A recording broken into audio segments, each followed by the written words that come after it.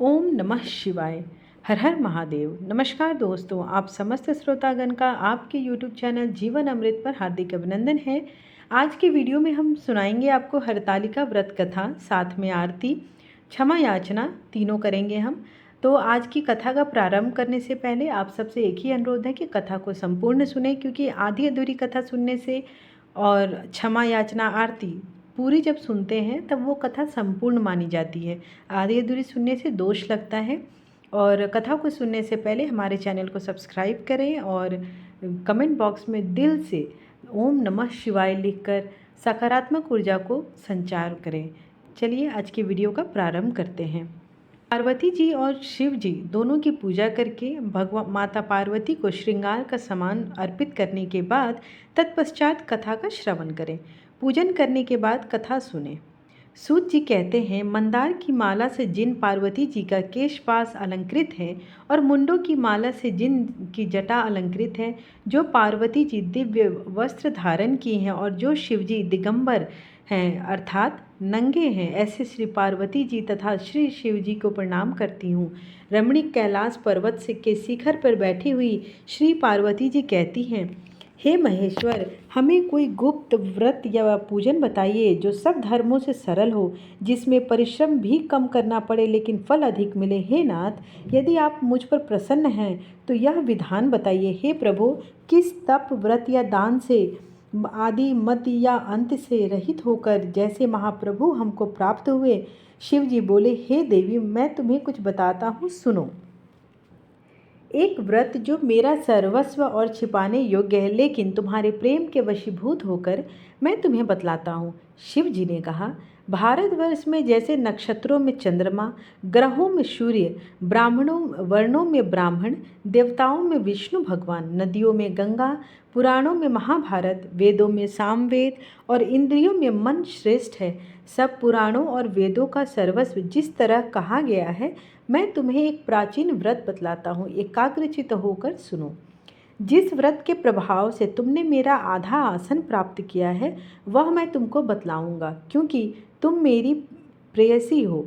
भाद्रपद मास में हस्त नक्षत्र से युक्त शुक्ल पक्ष की तृतीया तिथि को उसका अनुष्ठान मात्र करने से स्त्रियां सब पापों से मुक्त हो जाती हैं। हे देवी, तुमने आज से बहुत दिनों पहले हिमालय पर्वत पर इस व्रत को किया था। यह वृतांत मैं तुमसे कहूँगा। पार्वती जी ने पूछा, हे नाथ, मैंने क्यों यह व्रत किया था, यह सब आपके मुख से सुनना चाहती हूँ। उत्तर की ओर एक बड़ा रमणीक और पर्वतों में श्रेष्ठ हिमवान नामक पर्वत है। उसके आसपास तरह तरह की भूमियाँ हैं, तरह तरह के वृक्ष उस पर लगे हुए हैं, नाना प्रकार के पक्षी और अनेक प्रकार के पशु उस पर निवास करते हैं। वहाँ पहुंचकर गंधर्वों के साथ बहुत से देवता, सिद्धचरण, पक्षीगण सर्वदा प्रसन्न मन से विचरते हैं। वहाँ पहुंचकर गंधर्व गाते हैं, अप्सराएं नाचती हैं। उस पर्वतराज के कितने ही शिखर होते हैं, ऐसे में जिनमें स्फटिक, रत्न और वैदुर्य मणि आदि की खानें भरी पड़ी हैं। यह पर्वत ऊंचा तो इतना अधिक है कि मित्र के घर की तरह समझकर आकाश का स्पर्श किए रहता है। उसके समस्त शिखर बर्फ से ढके हुए रहते हैं और गंगा जल की ध्वनि सदा सुनाई देती रहती है। हे पार्वती, तुमने बाल्यकाल में उसी पर्वत पर तपस्या की थी। 12 वर्षों तक तुम उल्टी टंग कर केवल धुआं पीकर रही। 64 वर्षों तक सूखे पत्ते खाकर रही। माघ मास में तुम जल में बैठी रहती और वैशाख की दोपहरिया में पंचाग्नि तापती थी। श्रावण महीने में जल बरसता तो तुम भूखी प्यासी रहकर मैदान में बैठी रहती थी। तुम्हारे पिता इस तरह के कष्ट सहन को देखकर बड़े दुखी हुए। वे चिंता में पड़ गए कि मैं अपनी कन्या किसको दूं। उसी समय नारद जी वहां आ पहुंचे। मुनि श्रेष्ठ नारद जी उस समय तुम्हें देखने गए थे। नारद जी को देखकर गिरि के अर्घ्य, पाद्य, आसन आदि देखकर उनकी पूजा की और कहा, हे स्वामिनी, आप किसके लिए आए हैं? मेरा अहोभाग्य है, आपका आगमन मेरे लिए अच्छा है। नारद जी ने कहा, हे पर्वतराज, सुनो, मैं भगवान विष्णु का भेजा हुआ आपके पास आया हूँ। आपको चाहिए कि यह योग्य कन्या रत्न किसी योग्य वर को दें। भगवान विष्णु के समान योग्य वर ब्रह्मा, इंद्र और शिव इनमें से कोई नहीं है। इसलिए मैं यही कहूँगा कि आप अपनी कन्या भगवान विष्णु को ही दें। हिमवान ने कहा, भगवान विष्णु स्वयं मेरी कन्या ले रहे हैं और आप यह संदेश लेकर आए हैं तो मैं उन्हें अपनी कन्या दूंगा। हिमवान की इतनी बात सुनकर मुनिराज नारद आकाश में विलीन हो गए। वे पीताम्बर, शंख, चक्र और गदाधारी भगवान विष्णु के पास पहुँचे। वहाँ हाथ जोड़कर नारद जी ने भगवान विष्णु से कहा, हे देव, सुनिए, मैंने आपका विवाह पक्का कर दिया है। उधर हिमवान ने पार्वती के पास जाकर कहा कि हे पुत्री, मैंने तुम्हें भगवान विष्णु को दे डाला है। तब पिता की बात सुनकर बिना उत्तर दिए वह अपनी सखी के घर चली गई और वहीं जमीन पर पड़कर बड़ी ही दुखी होकर विलाप करने लगी। तुमको इस प्रकार विलाप करते हुए देखकर तुम्हारी सखियां बोली, तुम क्यों इतनी दुखी हो, इसका कारण बताओ। तुम्हारी जो कुछ भी इच्छा होगी मैं यथाशक्ति उसको पूरा करने की चेष्टा करूंगी, इसमें कोई भी संशय नहीं है। पार्वती बोली, मेरी जो कुछ अभिलाषा है उसे तुम प्रेम पूर्वक सुनो। मैं एकमात्र भगवान शिव जी को अपना पति बनाना चाहती हूँ, इसमें कुछ भी संशय नहीं है। मेरे इस विचार को पिताजी ने ठुकरा दिया है, इससे मैं अपने शरीर का त्याग कर दूंगी।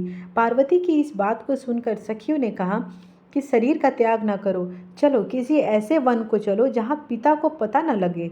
ऐसी सलाह कर तुम वैसे ही वन में गई और उधर तुम्हारे पिता घर घर तुम्हें खोजने लगे।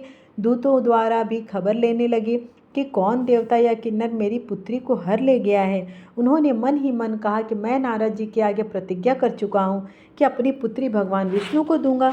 ऐसा सोचते सोचते हिमवान मूर्छित हो गए। गिरिराज को मूर्छित देखकर सब लोग हाहाकार करते हुए दौड़ पड़े। जब होश हुआ सब पूछने लगे कि गिरिराज, आप अपनी मूर्छा का कारण बताइए। हिमवान ने कहा, आप लोग मेरे दुख का कारण सुने। न मालूम कौन मेरी कन्या को हर ले गया है। ऐसा नहीं हुआ तो उसे किसी काले सांप ने काट लिया या सिंह खा गया। हाय, मेरी बेटी कहाँ गई?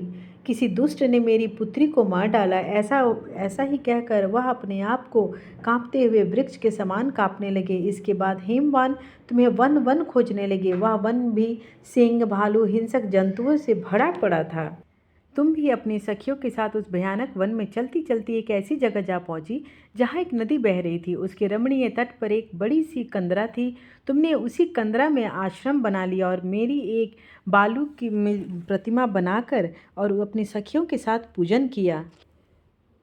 जब भाद्रपद शुक्ल पक्ष की हस्तयुक्त तृतीया तिथि प्राप्त हुई तब तुमने मेरे विधि विधान से पूजन किया। रात भर जागकर गीत वादन आदि से मुझे प्रसन्न किया। वह व्रत राज के प्रभाव से मेरा आसन डगमगा उठा, जिससे मैं तत्काल उस स्थान पर पहुंचा जहां तुम अपनी सखियों के साथ रहती थी।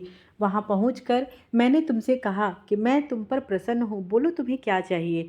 तुमने कहा, मेरे देवता, यदि आप मेरे ऊपर प्रसन्न हैं तो मेरे पति बने। मेरे तथास्तु कहकर कैलाश पर्वत पर वापस आने पर तुमने वह प्रतिमा नदी में प्रवाहित कर दी और सखियों के साथ उस महाव्रत का पारण किया। हिमवान भी तब तक उस वन में तुम्हें खोजते हुए आ पहुँचे।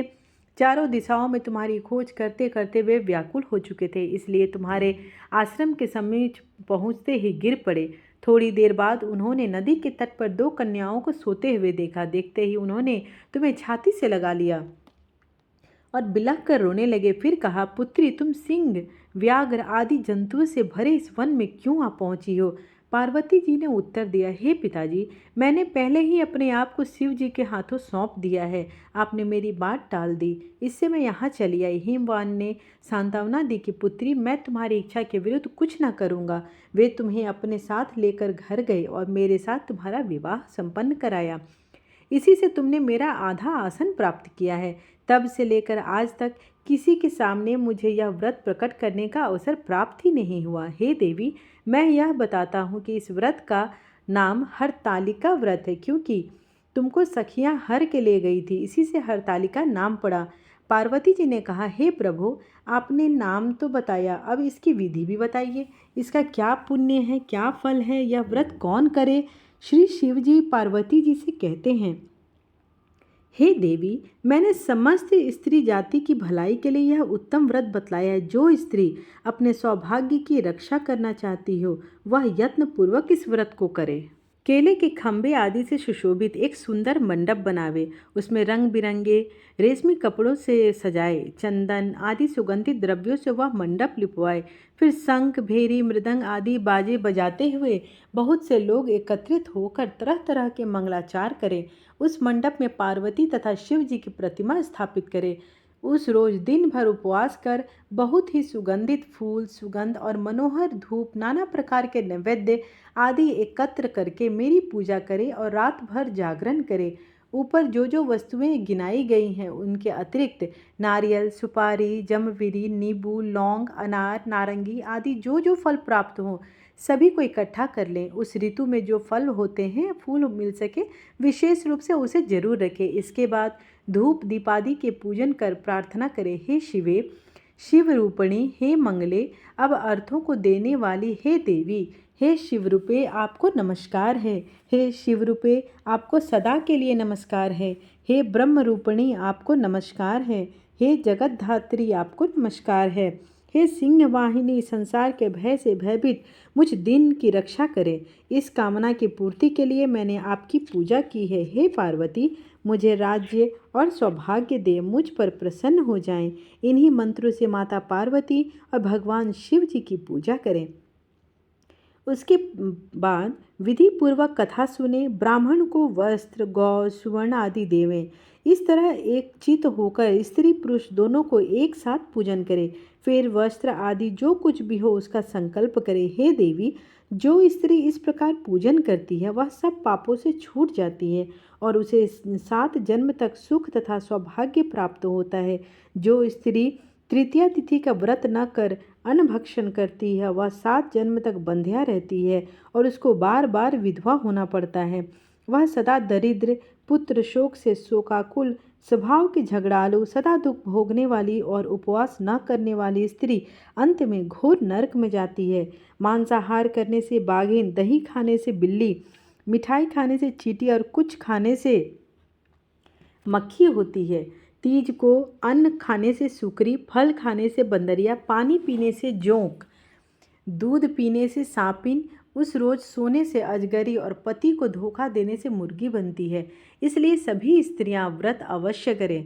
दूसरे दिन सुवर्ण, चांदी, तांबा अथवा बांस के पात्र में अन्न भरकर ब्राह्मण को दान दें और पारण करें। जो स्त्री इस प्रकार व्रत करती है वह मेरे समान पति पाती है और जब वह मरने लगती है तो तुम्हारे समान उसका रूप हो जाता है। उसे सब प्रकार के सांसारिक भोग और से मुक्ति मिल जाती है। इस हरतालिका तीज की व्रत कथा मात्र सुन लेने से प्राणियों को 1000 अश्वमेघ यज्ञ का, वाजपेयी यज्ञ का फल प्राप्त होता है। हे देवी, मैंने यह सब व्रतों में उत्तम व्रत बतलाया जिसे करने से प्राणी सब पापों से छूट जाता है, इसमें कुछ भी संशय नहीं है। आइए अब आरती करते हैं। शीश गंग अर्धंग पार्वती सदा विराजत कैलासी, नंदी भृंगी नृत्य करत है गुण भक्तन शिव के दासी। शीतल मंद सुगंध पवन वह बैठे हैं शिव अविनाशी। करत गान गंधर्व सप्त स्वर राग रागिनी मधुरासी। यक्ष रक्ष भैरव जहाँ डोलत बोलत है बन के बासी। कोयल शब्द सुनावत सुंदर भ्रमर रहत कर गुंजासी। कल्प द्रुम अरु पारिजात तरु लाग रहे हैं लक्षासी। कामधेनु कोटिन जहम डोलत करत प्रियत भिक्षासी। सूर्यकांत सम पर्वत शोभित चंद्रकांत सम हिम राशि। छहो तो ऋतु नीत फलत रहत पुष्प चढ़त वर्षासी। देव मुनि जन की भीड़ पड़त है निगम रहत जो नित्य गासी। ब्रह्मा विष्णु जया को ध्यान करत है कछु शिव हमको फरमासी। रिद्धि सिद्धि के दाता शंकर सना आनंदित सुख राशि, जिनकी सुमिरन सेवा करत है, टूट जाए यम की फांसी। त्रिशूल धर जी को ध्यान निरंतर मन लगाए, कर जोगासी। दूर करो विपदा शिव तनु की, जन्म जन्म शिव पद पासी। कैलाशी काशी के वासी, अविनाशी मेरी सुध लीजो। सेवक जान सदा चरणन को, अपनो जान कृपा कीजो। तुम तो प्रभु जी सदा दयामय, अवगुण मेरे सब ढकियो। सब अपराध क्षमा कर शंकर, किंकर की विनती सुनियो। शीश गंग अर्धंग पार्वती सदा विराजत, कैलाशी नंदी भृंगी नृत्य करत है, गुण भक्तन शिव के दासी। कर्पूर गौरम करुणावतारम, संसार सारम भुजगेंद्रहारम। सदा वसंतं हृदयारविंदे, भवं भवानी सहितं नमामि। त्वमेव माता च पिता त्वमेव, त्वमेव बन्धु च सखा त्वमेव।